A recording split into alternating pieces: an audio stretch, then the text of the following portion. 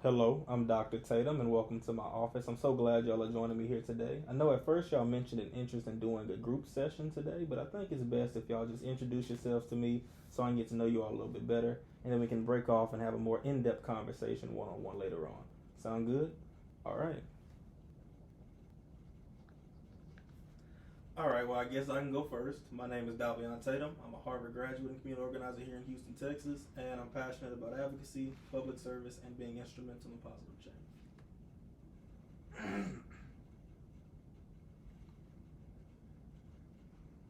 I'm DT and I was forced to be here.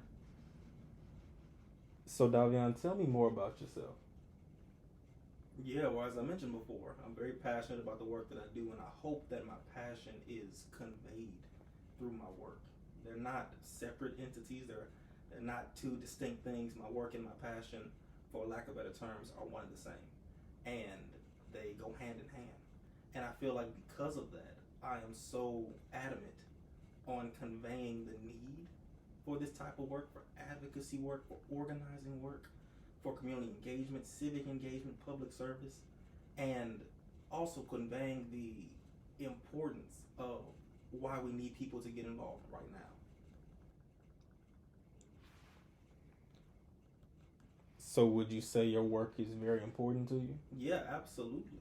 My work is important, and I feel like it's it's important for us to recognize the role in which we play in the society in which we reside. Because right now, there are so many things happening around us. It becomes so easy to be deterred by all the problems you see around you. But part of what I try to do is get people to not just be deterred by those problems, but be determined to fix them. Right? Don't be deterred because you see an injustice. Be determined to rectify that injustice. And that comes from building a coalition and a community of unity, a community of people who recognize the importance of what's going on, the importance of what's happening, and the importance of our work. Our work is not in vain. I feel like a lot of people become disillusioned or apathetic because they feel as if they're working in a silo or screaming into a void and no one's listening. So, another part of advocacy and organizing is reminding people that your work is not in vain. What you are doing matters. What you are doing is important. It is. I have to remind myself that sometimes, you know? And it's also our job now to step up and pick up the mantle, right? Standing on the shoulders of those who came before us, but also paving a path for those coming behind. It's our job to do that right now and to advocate and to be bold and vocal when we see injustice transpiring. Don't turn a blind eye to it. Look it dead in the eye and say, we will not allow this to continue. Do you feel like you have a good work life balance? Work life balance? Have you seen the world? Work life balance, please. My work is my life. That is the balance. And the balance comes in knowing that what I'm doing is impactful and it's helping people.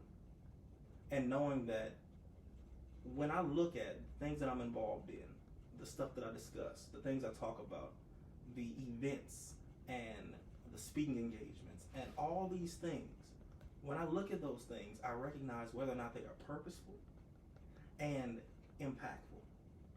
That is the balance for me when I'm able to see the impact of the efforts that we put forth. When I'm able to see things come to fruition that we've been building on for months. When I'm able to see people be inspired by the words that I share, by the message that I convey. And I think that that is the balance for me, right? But I'm grateful for it. I praise God for it and thank God that I'm able to do this work. So, in trying to navigate a work life balance, you know, when your work is your life, where's the balance outside of the fruits of your labor? And I feel like that is where I kind of find myself. Thank you so much, DT, for joining me. And also, feel free to make yourself more comfortable if you'd like. Your choice, though. I'm not sitting back there. You get all them pillows back there. I told Shannon to get them ugly ass pillows out of here. What's been going on? Nothing much.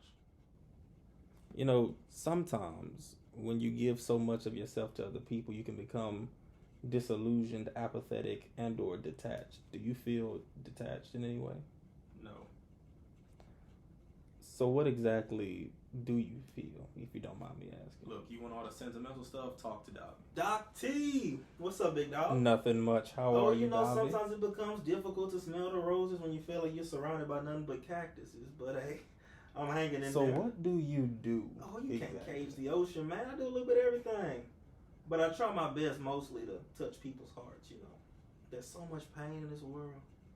And oftentimes an injured heart knows only rough timber. Splinter. But those hearts require us to be the most tender. Sometimes I even cry rivers of compassion for people who can't even see beyond their own desert.